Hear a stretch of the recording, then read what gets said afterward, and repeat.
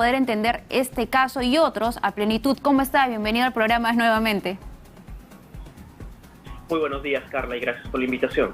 Gracias a usted por aceptarla también y para poder que nos comente y nos explique este caso que los especialistas señalan que es un caso complejo, ¿no? Que ha llevado incluso ya bastante tiempo. Estamos hablando más de 2 años recién en investigación preliminar, pero ahora estamos en una etapa de corrección todavía, ¿no? De subsanaciones que ha presentado la Fiscalía. ¿Cuánto tiempo más va a tener que pasar para poder recién comenzar con el juicio oral? Tal como lo acabas de mencionar, Carla, este caso reviste gran complejidad. Es por ello que incluso durante la investigación preliminar y preparatoria para llegar a la etapa actual en la que nos encontramos han pasado más de 4 años. La etapa de control de acusación, que es la que ahora se está ventilando, lo que ha dispuesto en su oportunidad el juez es de que la Fiscalía que ha propuesto la acusación proceda a corregir determinadas observaciones que realizaron en su oportunidad los abogados de los 41 investigados que se encuentran en este caso. Y lo que ha hecho la Fiscalía al día de hoy es precisamente cumplir con esas correcciones y presentarlas ante el juzgado de investigación preparatoria, quien está realizando el control de esta acusación, para que puedan ya proceder al análisis no solamente de los elementos de prueba, sino también de los recursos que han presentado las defensas en esta etapa de control de acusación. Si es que hablamos de plazos, por ejemplo, y esto ya lo ha referido también el propio coordinador del equipo especial, Rafael Vela, estaríamos proyectándonos, por ejemplo, de que iríamos a juicio respecto a este caso a inicios del próximo año, es decir, del año 2023. Mientras tanto, va a seguir la etapa de control de acusación tal como ustedes lo han informado recientemente. Y usted como abogado penalista, que conoce también cuáles son los procedimientos al interior del Poder Judicial, ¿cuándo se podría tener una sentencia? Y le hago la consulta porque hemos visto, digamos, con respecto al caso de Lavallato, que no solamente líderes políticos, estamos hablando de presidentes, de expresidentes también involucrados, y hasta el momento no hay una sentencia firme. Entonces el ciudadano se pregunta por qué la justicia tarda tanto con un caso tan importante como es el caso Lavallato. Entonces, ¿cuándo se cree que se podría tener ya una sentencia o cuándo podría, digamos, estar encaminado hacia ello? Este es un debate que ya ha tomado algún tiempo también, Carla, en el sentido del por qué procesos de gran complejidad como este, por ejemplo, o incluso el de Ollanta Humala, que ya está en etapa de juicio, ha tomado tanto tiempo para que siquiera pueda llegar a una etapa avanzada de todo el procedimiento. Y se ha debido a diferentes factores. Primero, la alta complejidad, el número de personas que se encuentran involucradas, y también el hecho de que la Corte Penal Nacional, que ventila este tipo de casos, también tiene otros dentro de la prelación del abordaje propio de la agenda que maneja la Corte Penal Nacional. No podría necesariamente ya aventurarme a hacer una proyección exacta de cuándo podríamos obtener, al menos en este caso, alguna sentencia condenatoria, pero si tomamos en cuenta retrospectivamente los plazos que ya han tomado hasta llegar a esta etapa, podríamos eventualmente estar hablando quizás del año 2024 o incluso 2025 hasta poder observar ya una primera sentencia condenatoria, que definitivamente tendríamos que esperar a que ésta sea firme, puesto que la proyección podría darse únicamente en una primera instancia. Estamos ante un caso sólido por parte de la Fiscalía con todas estas pruebas que ha ido recabando y también por lo que hemos podido escuchar en las audiencias que ha participado el fiscal José Domingo Pérez. Desde mi punto de vista, aquí tenemos un caso sólido respecto a los indicios y pruebas que ha aportado la Fiscalía para poder llevar a juicio a estas 41 personas, adicionalmente también al propio partido y a las personas jurídicas que se encuentran involucradas en esta investigación. Sin embargo, esa solidez de la investigación va a tener que ser corroborada en esta etapa, precisamente, en la que el juez está realizando un control no solamente formal acerca de la imputación que está realizando en contra de cada una de las personas, sino también con qué pruebas específicas cuenta la Fiscalía a efectos de que en un eventual juicio puedan afrontar una sentencia condenatoria. Así es que yo creo que sí estamos ante evidencias sólidas que sustentan la posición de la Fiscalía. No obstante, la última palabra la tiene el juez, que en su oportunidad verá este caso en la etapa de juzgamiento. Y con respecto a otros casos, ¿no? Porque claro, cada uno, es verdad que muchos están implicados dentro del caso Lavallato, pero por distintas causales, ¿no? Teníamos también en el caso del expresidente Alejandro Toledo, que hay tiene que, digamos, ser requerido por la justicia para que responda aquí, pero todavía la extradición no se da. Tenemos también el caso del expresidente Ollanta Humala, incluso también que involucra a su esposa Nadine Heredia, incluso Pedro Pablo Kuczynski, ¿no? Entre otros. ¿Qué es lo que sucede? ¿Por qué tarda tanto el Poder Judicial para poder resolver? ¿O es un tema de la Fiscalía todavía que no termina por unir los cabos y poder presentar un argumento sólido ante este ente? Esto se debe a diversos factores y debemos de analizarlo de acuerdo al caso en concreto, ¿no? Por ejemplo, en el caso del expresidente Alejandro Toledo, lo que ha tomado muchísimo tiempo es precisamente el procedimiento de extradición, el que tuvo que afrontar las autoridades peruanas ante las autoridades norteamericanas. Por el procedimiento y la etapa en la que se encuentran, ya parece inminente la extradición del propio expresidente Toledo, que debería ya de ser en el transcurso de este año. En el caso, por ejemplo, de Ollanta Humala, es uno de los casos más bien en los que se encuentra ya más avanzado dentro de la etapa del proceso en sí. Nos encontramos frente ya al juicio que está afrontando no solamente Ollanta Humala y Nadine Heredia, sino también otros que se encuentran vinculados dentro de esta supuesta organización criminal que se dedicó a lavar activos respecto al financiamiento recibido no solamente por el Estado venezolano, sino también por las empresas corruptas. Así es que debe de analizarse el caso a caso, pero es evidente de que la percepción de que ha tomado muchísimo tiempo el orden de prelación de abordar estos casos es evidente.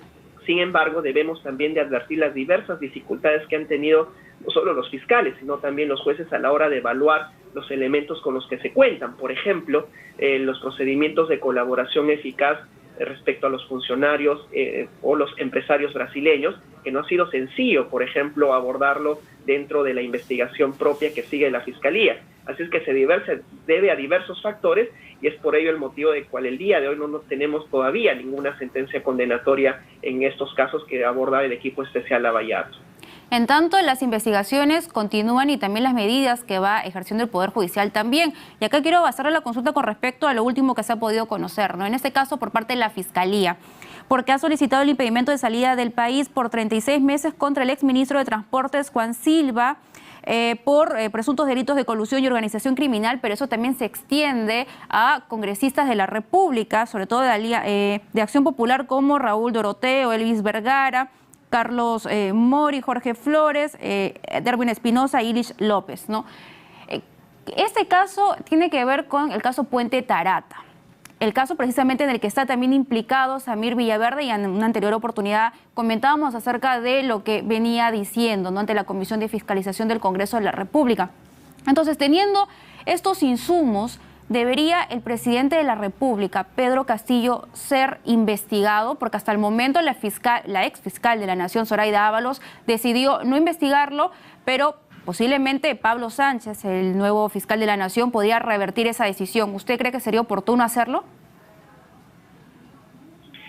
Lo que en su momento decidió la ex fiscal ya de la Nación, Zoraida Ábalos, es respecto a hechos puntuales. Por ejemplo, la imputación que hubo respecto al ámbito de los ascensos dentro de los organismos militares. Respecto a ello, que la fiscal de la Nación decidió abrir investigación, pero a su vez suspender esta hasta que el presidente culmine su mandato, esto es el año 2026. No obstante, han elevado diversos informes a la Fiscalía de la Nación respecto a otros hechos. Por ejemplo, el caso del Puente Tarata, que evidentemente ya tiene en sus manos el propio actual fiscal de la Nación interino, Pablo Sánchez, y también el informe que en su oportunidad ha elevado la fiscal Luz Taquire. Y también tenemos, como bien lo has mencionado, ya estas menciones que se hacen al presidente de la República respecto a que él estaría enterado de los dineros que habrían circulado respecto al nombramiento de determinados funcionarios, en este caso específicamente respecto al exministro de Transportes, Juan Silva, que podría de alguna manera comprometer y ameritar una nueva investigación en contra del propio presidente de la República, porque también es mencionado dentro de estos audios, y eso podría ameritar que la Fiscalía competente, la Fiscalía Anticorrupción que lleva adelante esta investigación, proceda a elevar un nuevo informe al fiscal de la Nación para que esta en su oportunidad se pronuncie si amerita o no abrir una investigación en contra del presidente de la República y ver también si es que dentro de los criterios que maneja el actual fiscal de la Nación se va a acoplar allá el criterio manejado por la ex fiscal Zoraida Ábalos de abrir investigación y suspender esta hasta el año 2026, o si en su defecto el fiscal de la Nación decide si abrir una investigación preliminar y que ésta siga su curso hasta antes de la acusación, que es lo que en efecto prohíbe la Constitución Política del Perú. Teniendo en cuenta el perfil del fiscal de la Nación actual, Pablo Sánchez, ¿podría, digamos, decidir incluirlo en una investigación a Pedro Castillo, teniendo en cuenta también que hay un antecedente, lo que ocurrió con Martín Vizcarra cuando fue presidente de la República? Bueno, en el caso de Martín Vizcarra, quien decidió suspender esta investigación fue la fiscal Zoraida Ábalos, es por eso que ya se había creado un antecedente, pero en el caso específico del actual fiscal de la Nación, existe también un antecedente respecto a un pronunciamiento relacionado a un expresidente de la República en la que él sostuvo incluso una posición mucho más radical, la de que sostuvo en su oportunidad la exfiscal Zoraida Ábalos, y esto es no abrir investigación hasta que el presidente en funciones culmine con su mandato. Veamos si es que respecto a estas nuevas investigaciones o nuevos hechos que vinculan al presidente de la República, el actual fiscal de la Nación, se mantiene en esa posición que alguna vez tuvo, esa postura que defendió en su oportunidad, o si más bien cambia de criterio y ameritaría en base a ese cambio de criterio, un cambio de postura, poder abrir no solo una investigación, sino no suspenderla como la exfiscal Zoraida Ábalos, sino seguir esta investigación preliminar hasta que se proceda a evaluar la respectiva acusación en contra del presidente de la República. Y muy brevemente, por favor, porque nos gane el tiempo, lo último que también se ha dado a conocer es el informe final por parte de la comisión liderada por Jorge Montoya con respecto a las elecciones generales, presuntas irregularidades. Entonces, mi consulta es, en ese caso recomienda una denuncia penal contra el presidente del Jurado Nacional de Elecciones, Jorge Salas, el de la OMPE, Pero Corbeto, y el fiscal de la Nación, Zoraida Ábalos. Si ya la Fiscalía investigó este hecho y los archivó porque dijo de que no hubo irregularidades en el proceso electoral, ¿cómo caerían estas denuncias o estas recomendaciones de denuncias que está haciendo este grupo de trabajo? No solo hubo una investigación respecto al supuesto fraude electoral, sino hubieron 9 investigaciones que en su oportunidad fueron archivadas por las fiscalías que tomaron esta investigación en sus manos.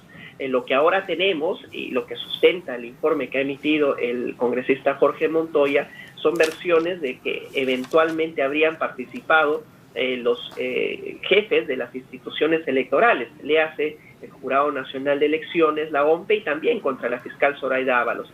Sin embargo, investigaciones que vinculen directamente a quienes presiden estas instituciones aún no han sido decididas por la Fiscalía, y tenemos también determinadas versiones que ha manejado ya Samir Villaverde que eventualmente podrían ameritar abrir una investigación fiscal, ya no específicamente por el fraude, sino también vinculadas a estas personas que dirigen estas instituciones públicas. No obstante, veamos si tiene asidero, al menos con lo que hasta el día de hoy se ha actuado, el hecho de solicitar una denuncia a través del Congreso en contra de los que presiden estas instituciones.